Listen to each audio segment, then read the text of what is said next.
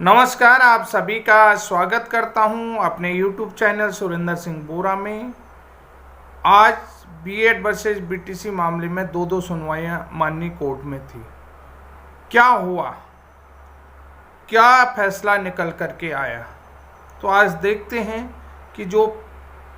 सुनवाइयां हुई उसमें सुनवाई फाइनल हो चुकी है और कोर्ट का डिसीजन क्या निकल करके आया है और कोर्ट ने क्या कहा है, माननीय जजेस की तरफ से क्या कहा गया और एडवोकेट की तरफ से किन किन बातों को, किन किन पॉइंटों को रखा गया है न्यायालय में, और कुल मिलाकर के जो सुनवाई हुई तो वो किस नतीजे पर पहुंची और किस डिसीजन पर पहुंची है। ये बहुत इम्पोर्टेंट वीडियो को आप सभी लोगों तक अपने YouTube चैनल के माध्यम से पहुंचा रहा हूं। जिन्होंने मेरे चैनल को सब्सक्राइब नहीं किया है तो उन सभी से रिक्वेस्ट है कि आगे भी आप सभी लोगों को इस तरीके की वीडियो मिलती रहें और सटीक जानकारी आप तक पहुंचते रहे, तो प्लीज़ चैनल को सब्सक्राइब करें। तो साथियों, आज देखते हैं कि जो मामला है वो क्या मामला है। बीएड वर्सेस डीएलएड प्राथमिक शिक्षक भर्ती मध्य प्रदेश वर्ग 3 चयनित शिक्षकों का जो मामला आज जबलपुर हाईकोर्ट में सुनवाई हुई। जैसा कि सभी को पूर्वानुमान था कि इस केस में अगली डेट दी जाएगी, तो अगली डेट इसमें मिल चुकी है। जैसा कि आप सभी लोग समझ चुके हैं कि इस केस में अगली डेट मिलेगी करके जानते थे और अगली डेट 11 मार्च की मिल भी गई है। तो साथियों, अब बात करते हैं मध्य प्रदेश वर्ग 3 शिक्षकों का जो मामला कोर्ट में चल रहा है, क्योंकि केस जो है वो डिप्लोमाधारी बनाम डिग्रीधारियों की नियुक्ति का मामला हो चुका है। डिप्लोमाधारियों का कहना है कि जहां पर हमारा अधिकार है वहां पर डिग्रीधारियों की नियुक्ति गलत है, लेकिन जो नियुक्ति का मामला है वो पूर्व के नियमानुसार हुआ है, जिसमें डिग्री और डिप्लोमाधारियों को समान रूप से पात्रता प्रदान की गई थी। लेकिन डिप्लोमाधारियों के मेरिट में ना आ पाने से इसमें बात का मामला जो है कि कोर्ट में चला गया है कि जो कोर्ट की तरफ से पूर्व में जो फैसला दिया गया था बीएड वर्सेस बीएसटीसी का, कि उनका कहना है कि ये जो फैसला है ये यहाँ पर लागू किया जाए,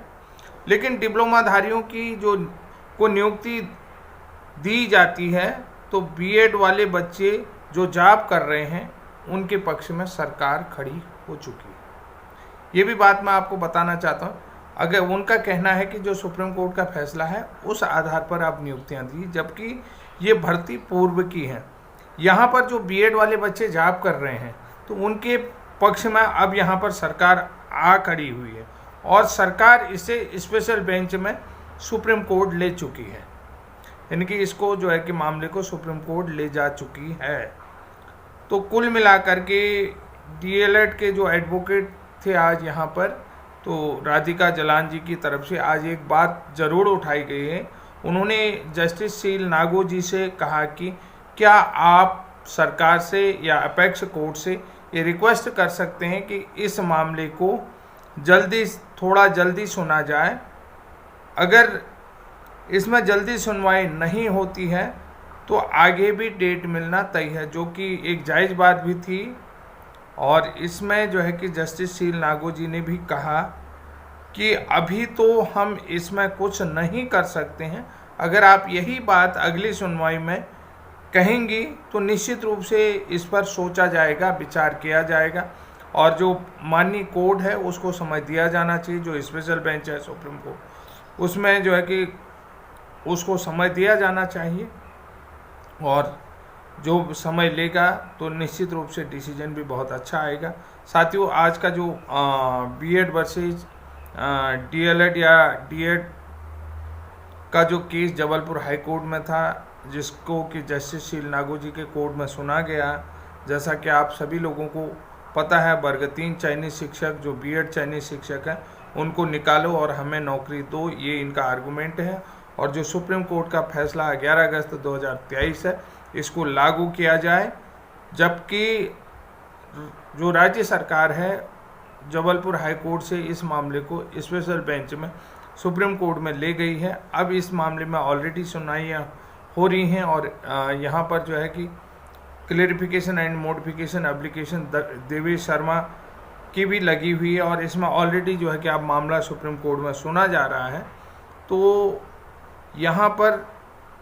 कुल मिलाकर के अब जब सुप्रीम कोर्ट का क्लेरिफिकेशन एंड मॉडिफिकेशन वाला जो डिसीजन आ जाएगा उसके आधार पर और जो स्पेशल बेंच जो डिसीजन देती है उसके आधार पर ही नियुक्तियां की जाएंगी। अब दूसरा मामला देखते हैं कि दूसरा मामला जो सुप्रीम कोर्ट में हुआ जिसका डायरी नंबर है 35325/2023 Harishankar versus the union of India. तो वो ये भी जो मामला था ये जो है कि नए बेंच में था। यहाँ पर आपने देखा कि justice Bela and Trivedi and justice Pankaj Mittal के कोर्ट में ये लगा हुआ था और बीएड की तरफ से एडवोकेट तुषार मेहता और एडवोकेट पेटवालिया सर ने कहा कि जब सुनवाई हुई तो ठीक उन्होंने कह दिया कि ये मामला ऑलरेडी जो है कि सुप्रीम कोर्ट में सुना जा रहा है और ये मामला जो है कि क्लेरिफिकेशन के बाद जो भी तय होगा, यानी कि इसमें क्लेरिफिकेशन के बाद क्लियरिटी आ जाएगी। ऑलरेडी ये मामला जो है सुप्रीम कोर्ट में चल रहा है, तो इस मामले में अभी कुछ कहा नहीं जाए, सिर्फ इसमें अगली डेट की डिमांड उनकी तरफ से भी की गई है और जल्दी ही, यानी कि यहाँ पर कोई खास आर्गूमेंट नहीं हुआ है। सीधा मैं ये कहना चाहता हूँ कि यहाँ पर ये मामला नए बेंच में था, ना तो इसमें ट्रांसफ़र हुआ, यानी कि ना तो केस रेफर किया गया है, क्योंकि उन्होंने कहा कि जो मामला ऑलरेडी जो है कि इस मामले में देवेश शर्मा वाली क्लेरिफिकेशन एंड मॉडिफिकेशन वाली याचिका लगी है, जिस दिन से ये